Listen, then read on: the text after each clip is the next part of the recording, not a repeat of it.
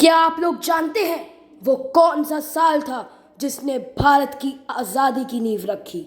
एक ऐसी लड़ाई जिसे अंग्रेजों ने बगावत कहा और हमने स्वतंत्रता संग्राम। ये थी 1857 की क्रांति। Hi friends, this is Medhansh Goyal, history का एक नया स्टूडेंट, बिल्कुल आपकी तरह, पर हिस्ट्री को बोरिंग नहीं, इंटरेस्टिंग बनाना चाहता हूँ। तो चलिए उस दौर में चलते हैं जब भारतीयों ने पहली बार अंग्रेजी हुकूमत के खिलाफ आवाज उठाई। दोस्तों, इस वीडियो को ध्यान से देखिएगा क्योंकि इसके अंत में मैं आपसे एक क्वेश्चन पूछूंगा जिसका आंसर अगर आपने सही से दिया तो इट मीन्स आप भी हिस्ट्री में इंटरेस्ट रखते हैं। मिड 19th सेंचुरी तक ब्रिटिश ईस्ट इंडिया कंपनी का शासन भारत पे मजबूत हो गया था। बैटल ऑफ बक्सर के बाद ब्रिटिश ईस्ट इंडिया कंपनी केवल ट्रेडर नहीं रही, वो एक स्ट्रॉन्ग रूलिंग पार्टी बन चुकी थी। वह देश के पॉलिटिकल, सोशल, इकोनॉमिकल और रिलीजियस मैटर्स में भी दखल अंदाजी करने लगी थी, जिससे जनता का दम बुरी तरीके से घुट रहा था। अब ब्रिटिशर्स इंडिया में नई पॉलिसीज बनाने लगे थे, जैसे लॉर्ड डलहौसी की डॉक्ट्राइन ऑफ लैप्स।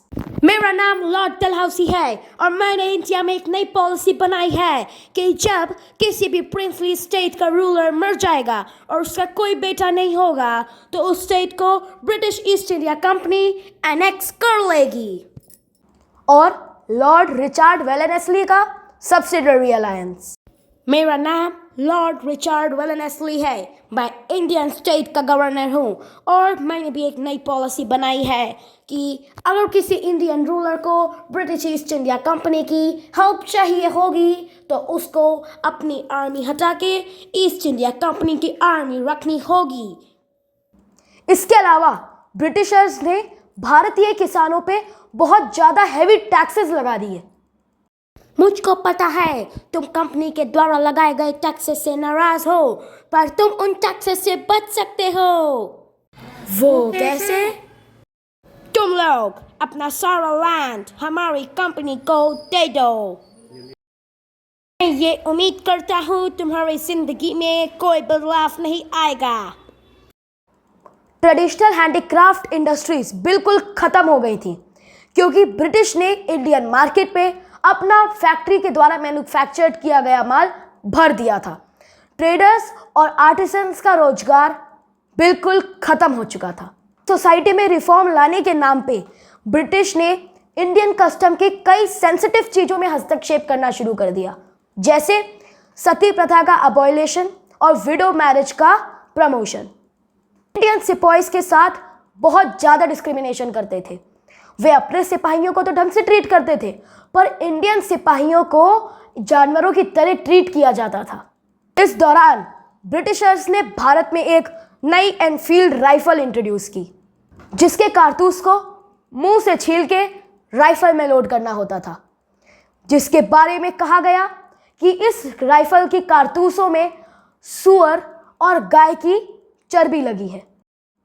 जब ये बात हिंदू और मुस्लिम सोल्जर्स को पता चली तो उनके रिलीजियस सेंटिमेंट्स को बहुत हर्ट हुआ। फिर क्या होना था? शुरू हुई एक ऐसी क्रांति जिसने समस्त भारत का भविष्य बदल दिया। मंगल पांडे। 29 मार्च 1857 बैरकपुर की छावनी में एक सिपाही मंगल पांडे ने पहली बार क्रांति की चिंगारी जलाई, जो पूरे देश में जंगल की आग की तरह फैली।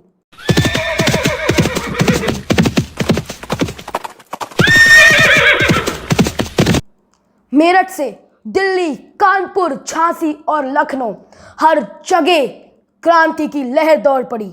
दिल्ली में बहादुर शाह जफर को भारत का बादशाह घोषित कर दिया गया।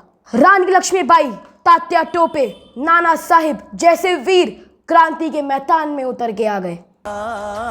वक्त आने पर बता देंगे तुझे आसमां, हम अभी से क्या बताएं क्या हमारे दिल में है। तूफानों की टोली और नसों में इनकलाब, होश दुश्मन के उड़ा देंगे, हमें रोको ना। दूर रह पाए जो हमसे, दम कहाँ मंजिल में है, सरफरोशी की तमन्ना अब हमारे।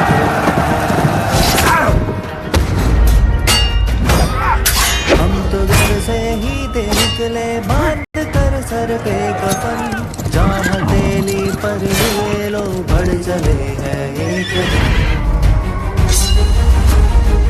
ऐ शहीदे मुल्क व मिल्लत, मैं तेरे पर निसार, अब तेरी हिम्मत का चर्चा खैर की महफिल में है, सरफरोशी की तमन्ना अब हमारे दिल में है, देखना है और कितना बाजुए कातिल में है,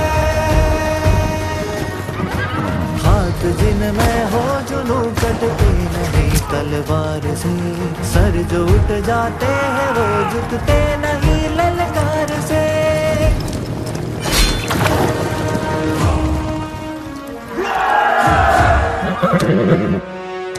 इनकी गाथा छोड़ चले हम झांसी के मैदानों में, जहाँ खड़ी है लक्ष्मी बाई मर्द बनी मर्दानों में,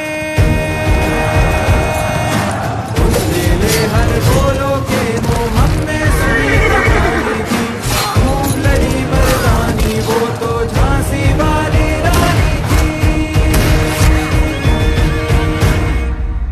अंग्रेजों ने भले ही इस क्रांति को दबा दिया हो और वह यह जंग जीत गए हों, पर 1857 ने पूरे देश को यह बता दिया कि अब भारतीय चुप नहीं रहेंगे।